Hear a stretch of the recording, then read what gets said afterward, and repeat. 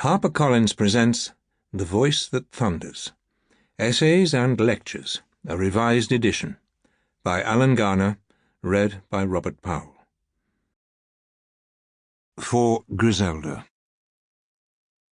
A person doesn't need to go to college to learn facts. He can get them from books. Albert Einstein. Doing's a hard school, but a fool will learn at no other. Joseph Garner, 1875 to 1955, Whitesmith. Introduction. This book is made from various attempts to record the excitement that has attended life so far. Spread over some 30 years and now put together as one statement, they may show the progression, or otherwise, of a writer's thought, and the environment that engenders and shapes, but must never appear, in the work. The texts are the full texts as they were written, though not always as they were presented. Lectures are constrained by time and the patience of an audience, and articles are subject to an imposed length. I myself have edited occasionally here, but I hope honourably. When dealing, over time, with linked themes, it is natural, if for once something has been said definitively, to use it again. Therefore, in this context, I have avoided the inelegance that would engender. There are other kinds of repetition that may be instructive, and I have held my pen and kept them in. So here, for me, are the building blocks of what matters. It is a map of a journey that has been made possible by the friends, influencing minds and helpers that have brought me to this point. To try to list them would be prodigal of paper beyond the reckless, and would face me with choices to defeat Solomon. For I have been most fortunate in the net of fellowship through life and around the world. Better that both fellowship and trees stand. A.G. Blackton, 14th of January, 1997. 1. The Edge of the Ceiling.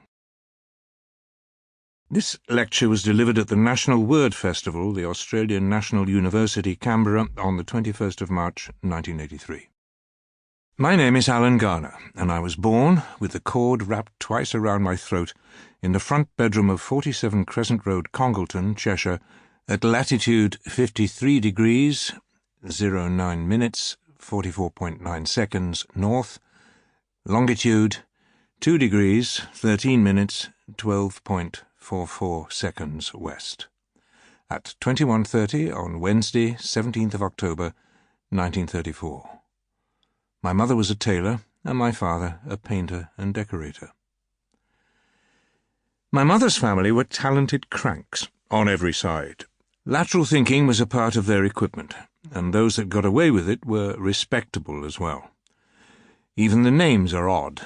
There was a great-aunt Sophia Pitchfork, and a great-great-grand-uncle J. Sparks Hall, an inventor of 308 and 310 Regent Street, London, bootmaker to Her Majesty the Queen and their Royal Highnesses the Prince and Princess of Wales. He designed the elastic-sided boot and demonstrated his English cottage or test house, which became the traditional 19th-century workers' kitchen fire-cum-oven-cum-boiler at the Paris Exhibition of 1867. His brother, Edward, designed and built church organs in Birkenhead.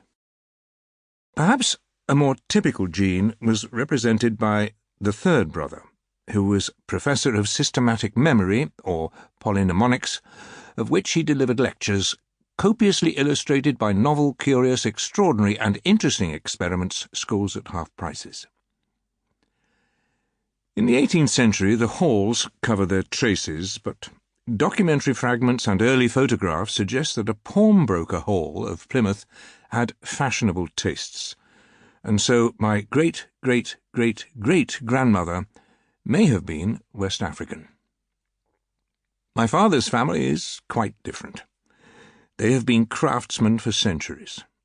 They have married locally, under strict cultural taboos, and have lived in the same house without a break of tenancy. My cousin lives there now. The house stands in a small area called the Hough. Sample complete. Ready to continue?